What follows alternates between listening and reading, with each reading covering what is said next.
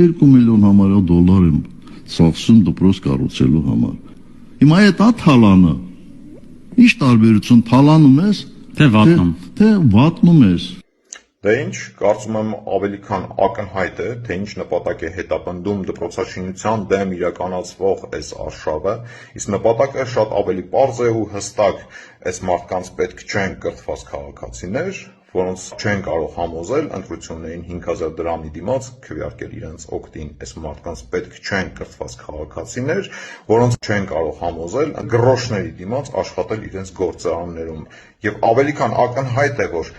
կրթված քաղաքացին այս մարդկանց համար թիվ 1 թշնամին է, որովհետև իշխանության գալու եւ վերարտադրվելու նրանց միակ շանսը անկիրթ եւ անբարեկեցիկ պայմաններում ապրող քաղաքացին էր, որին կարող էին 5000 դրամով կաշառել ու ստիպել, որպեսզի